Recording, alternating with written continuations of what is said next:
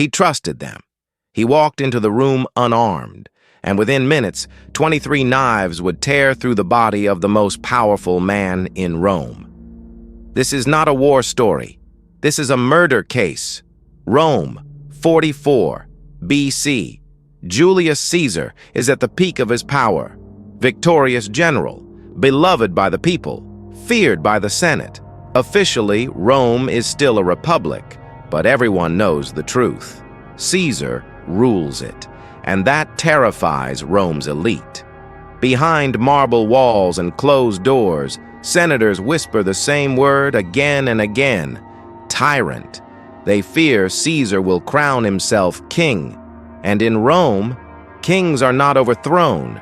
They are assassinated. This is not a spontaneous act of violence. What is about to happen is a planned execution, a political hit carried out by Rome's most respected men. Every detail is calculated: the location, the timing, even the number of attackers. More than 60 conspirators are involved. But one name changes everything: Marcus Junius Brutus. Caesar trusted Brutus more than almost anyone. He spared his life after civil war. He promoted him. He treated him like family, which is why this crime cuts deeper than blades. It cuts with betrayal. March 15th, the Ides of March. Caesar ignores warnings. He dismisses bad omens. He walks toward the Senate chamber, surrounded by men who smile, bow, and hide daggers beneath their robes. Caesar believes he is safe. He is wrong, because the deadliest attacks don't come from enemies. They come from friends. This wasn't one man with a knife. This was over 60 conspirators, judges, generals, senators, all united by one decision: Caesar must die. The conspiracy against Julius Caesar does not begin in the Senate. It begins in private homes, in whispered conversations, in fearful glances exchanged during public meetings. The men plotting his death are not criminals. They are Rome's elite. Cassius Longinus is the driving force, cold, calculating, deeply resentful of Caesar's power. To Cassius, Caesar is not a hero. He is a dictator destroying the republic. But Cassius knows something crucial. He cannot do this alone. The plot needs legitimacy. It needs a name the people will trust. That name is Brutus. Marcus Junius. Brutus represents old Roman values. His family once overthrew kings. His reputation is untouchable. With Brutus involved, the assassination won't look like murder. It will look like justice. And Brutus hesitates. He is torn between loyalty to Caesar and loyalty to Rome, between friendship and ideology. But slowly, deliberately, the conspirators manipulate him. They forge letters, fake messages from the people, begging Brutus to save the republic.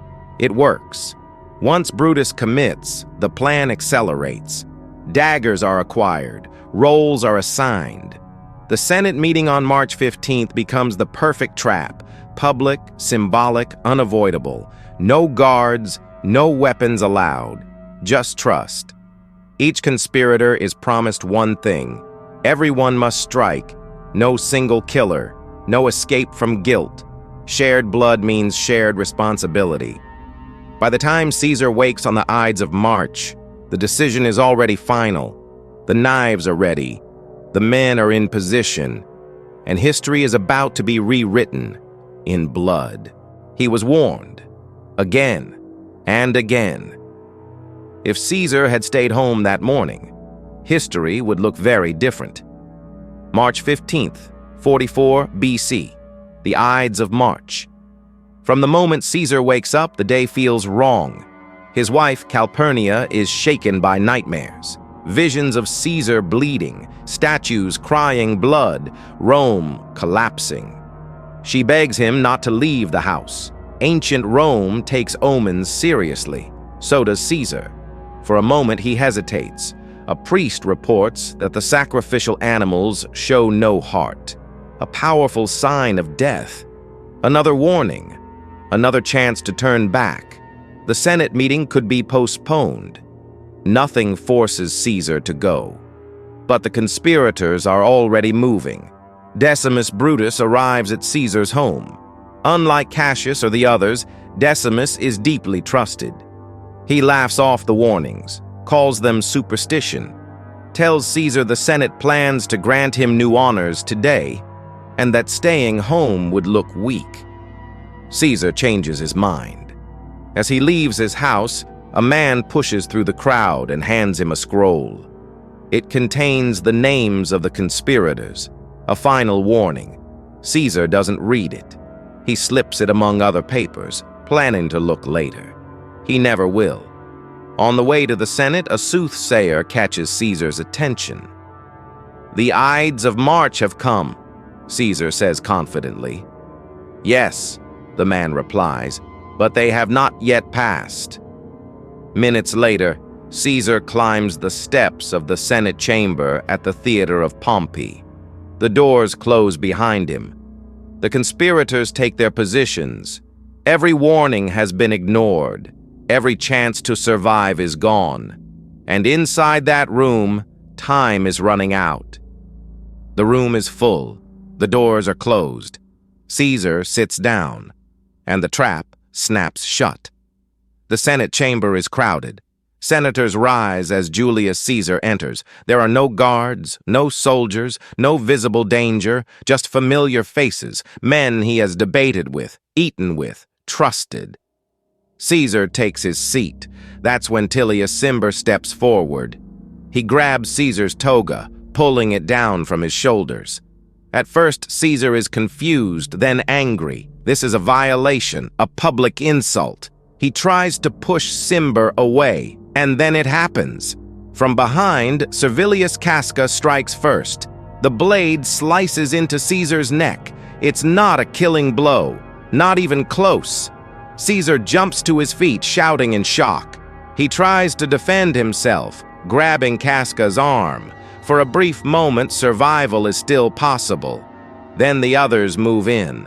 Knives flash from every direction. The Senate chamber erupts into chaos. Senators scream. Some flee. Others freeze in horror as Rome's most powerful man is surrounded. This is not a single attack. It's a coordinated execution. Caesar is stabbed again and again and again. He fights back until he sees a face he never expected. Brutus. When Caesar realizes Brutus is among the attackers, something changes. Ancient sources say he stops resisting. Whether he speaks the famous words or not, the meaning is clear. The betrayal breaks him. Caesar stumbles backward, collapsing at the base of Pompey's statue, ironically the statue of his former enemy. Blood pools on the Senate floor. Daggers continue to rise and fall. By the time it ends, Caesar has been stabbed 23 times. Only one wound is fatal, but together they make history's most infamous murder. 23 stab wounds. Only one was fatal, but every single one tells a story. When the knives finally stop, Julius Caesar is already dead, or very close to it. His body lies motionless on the Senate floor, drenched in blood, abandoned by the men who moments earlier called him a tyrant. This is where the story shifts from assassination to forensics. Ancient physicians examined Caesar's body shortly after the attack. Their conclusion is chillingly precise. Out of 23 stab wounds, only one would have killed him on its own. A deep puncture to the chest, piercing vital tissue. The rest? Painful, brutal, symbolic. This wasn't about efficiency, it was about participation. Every conspirator was required to strike Caesar at least once, not to ensure death, but to ensure shared guilt. No single murderer, no easy escape. If Rome turned against them, they would all be responsible. Some wounds are shallow, others are misplaced, hands shaking, blades glancing off bone. These are not trained killers. These are politicians committing violence together for the first time. Caesar himself contributes to the brutality of the scene. As he realizes escape is impossible, he pulls his toga over his head, an act of dignity. He falls silently, bleeding beneath the statue of Pompey. The symbolism is unmistakable. Pompey, the man Caesar defeated in civil war, now stands over his dead body. The assassination is complete, but the crime scene is far from clean. Blood stains the Senate floor, daggers are dropped, panic spreads. And outside the chamber, Rome has no idea what has just happened. The conspirators believe they have saved the Republic.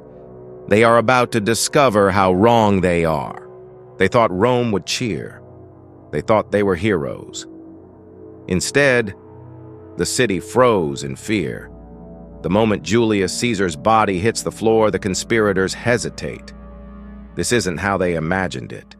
There is no applause, no instant celebration of freedom, just silence, thick, heavy, terrifying silence, then panic. Some senators flee the chamber, slipping on blood-soaked marble. Others lock themselves inside their homes. Rumors explode through the streets. Caesar is dead.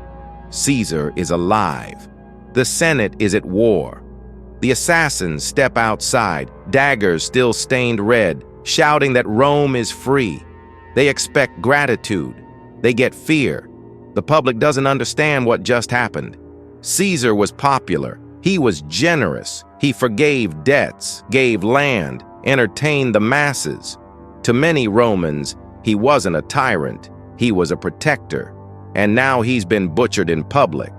The conspirators retreat to the Capitoline Hill, barricading themselves inside temples, suddenly unsure. This wasn't a clean operation. There was no plan for what comes next. No arrests, no new government, just a dead leader and a city on edge. That night, Rome is restless. Shops close, streets empty, soldiers wait for orders that never come. Caesar's supporters mourn quietly, while his enemies realize something horrifying. They killed the man, but they didn't kill his power, because Caesar left something behind: a will, an heir, and a name that still controls Rome. The murder is over, but the consequences are just beginning. No weapons, no soldiers, just words, powerful enough to start a war. Mark Antony does not attack the conspirators with knives. He attacks them with language. At Caesar's funeral, Rome gathers in silence. The assassins believe Antony will stay neutral. They even allow him to speak. It's a mistake they will never recover from. Antony begins calmly, respectful, controlled. He claims he is not there to praise Caesar, only to bury him. The crowd listens. Then Antony reads Caesar's will. Caesar left money to every Roman citizen. He left his gardens to the public. He didn't steal from Rome, he gave to it. The crowd begins to shift. Antony lifts Caesar's blood-stained toga. He points to each tear in the fabric, each stab wound. He names the men responsible. When he reaches Brutus, the crowd gasps. The betrayal hits harder than the murder itself. This is no longer a political argument, it's personal. The crowd erupts. Grief turns into rage. People cry, shout, demand justice. The funeral becomes a riot. Buildings are burned. The conspirators flee Rome, hunted by the very people they believed would praise them. Antony never calls for violence. He doesn't need to. By the end of the day, the Republic is beyond saving. Caesar's death has not restored freedom, it has ignited civil war. And rising from the ashes of this chaos is a new figure. Young, calculated, dangerous, Caesar's adopted son, Octavian. They killed Caesar to save the Republic. Instead, they buried it with him. Julius Caesar's assassination is remembered as an act of resistance. A group of senators driven by fear of tyranny take justice into their own hands. But when examined like a true crime case, the motive doesn't match the outcome. The conspirators believed removing one man would restore balance. What they failed to understand was this: Caesar was not the disease. He was the symptom. His murder didn't bring peace. It triggered years of civil war.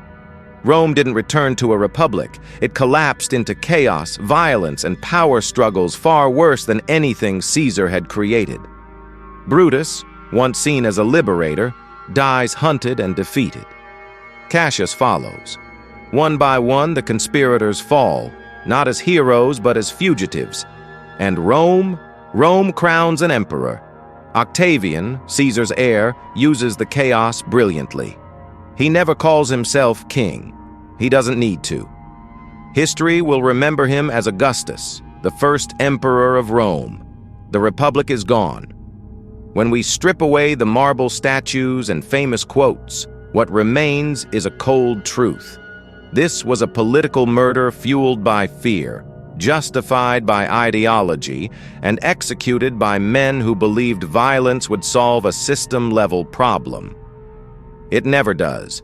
Julius Caesar was stabbed 23 times by men he trusted. But the final wound wasn't to Caesar.